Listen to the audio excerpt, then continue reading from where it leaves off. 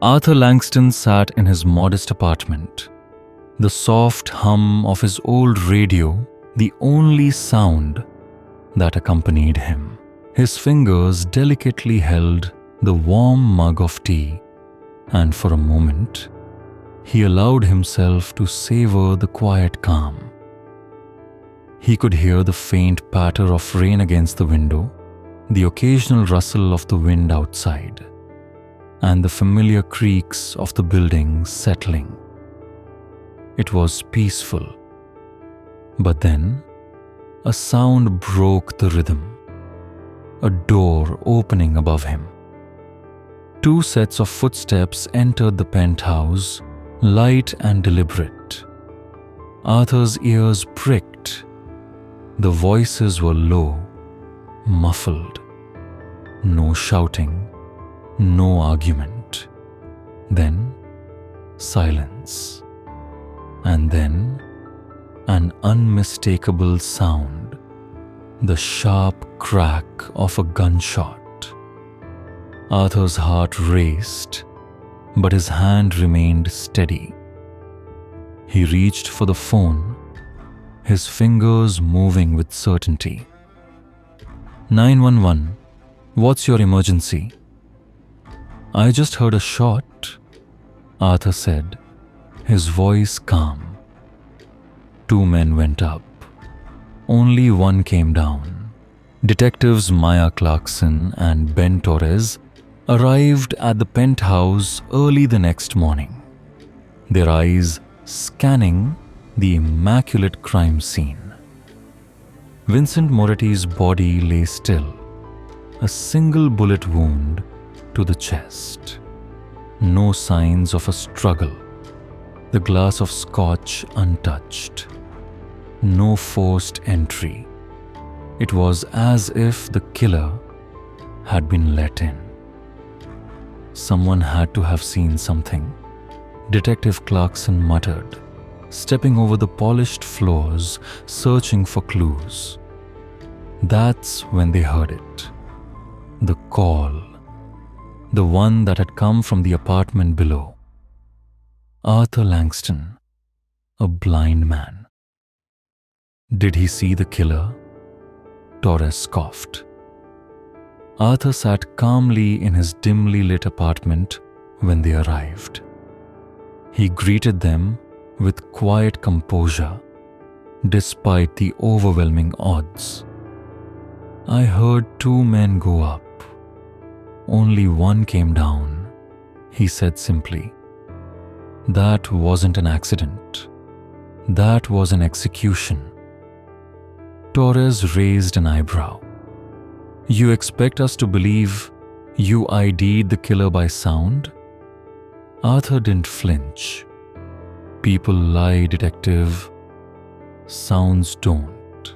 Clarkson, despite her initial doubts, began to pay closer attention to Arthur. I know this building like the back of my hand, Arthur said, his voice steady. Every step, every creak, the elevator's chime. I know who's coming and going. He paused. That night, something broke the pattern.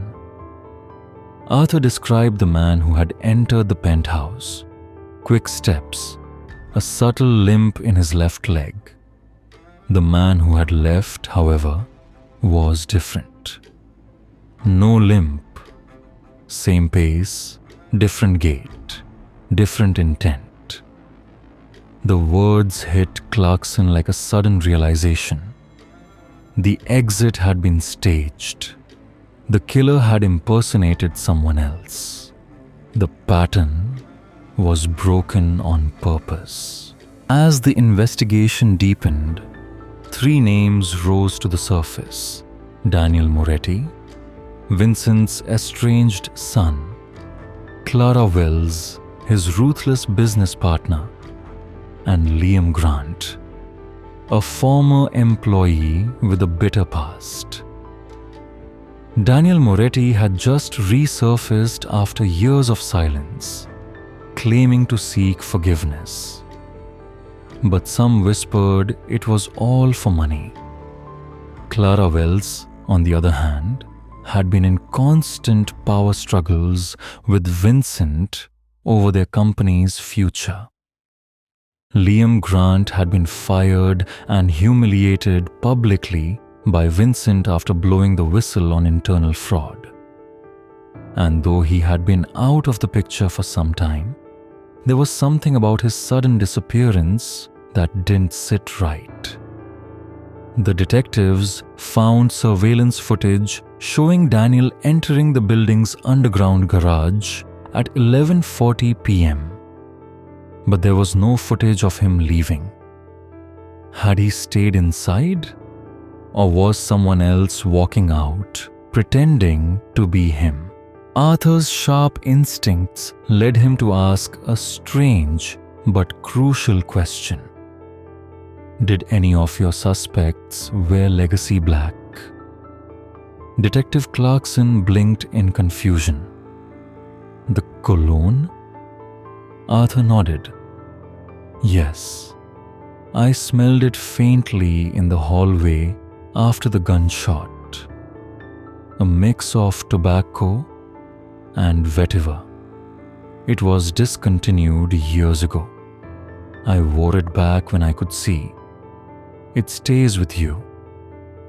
The detectives began searching through old interviews, social media photos, and anything that might give them a clue. Then they found it. Liam Grant. The scent of legacy black was his.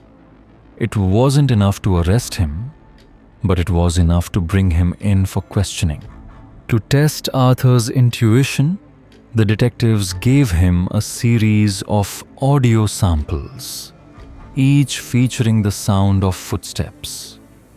One by one, Arthur listened intently. He paused, then nodded. This one. Clarkson and Torres exchanged glances and checked the file. The audio belonged to Liam Grant. Arthur leaned heavily on his cane, his voice calm. He wore Daniel's coat, his shoes. But he couldn't fake his soul. The man who left that night carried guilt in his stride. The detectives brought Liam back to the penthouse, hoping to break him. Arthur sat waiting in his chair, his calm demeanor a sharp contrast to the tension in the air. Liam stepped into the room, his eyes wild with emotion. You didn't come to kill him, Arthur said quietly. You came for closure. But when he didn't even remember who you were, it broke you. Liam clenched his fists. He destroyed everything I had. And then you destroyed yourself, Arthur whispered, his voice gentle but firm. Liam finally cracked, his shoulders shaking. I didn't want to do it.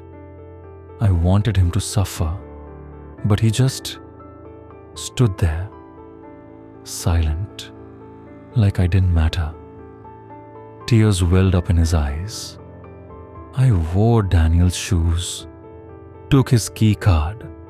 I thought I could outsmart the system, but I couldn't outrun my own conscience. In the courtroom, Arthur's testimony was unwavering.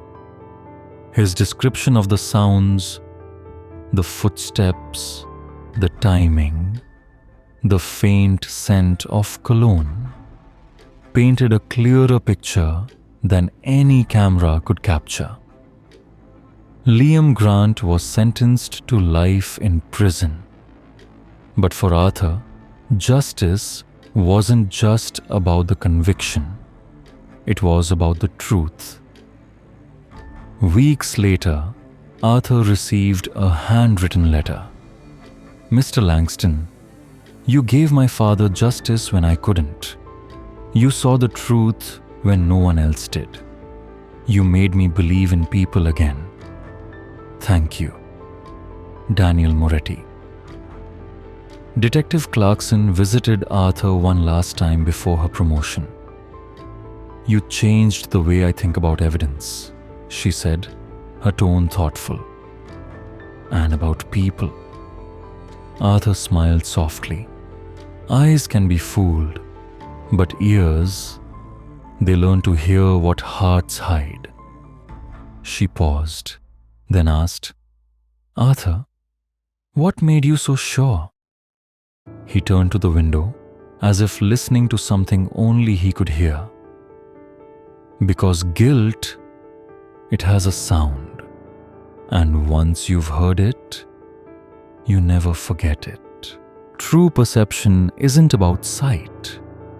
It's about awareness, empathy, and the courage to trust what others ignore.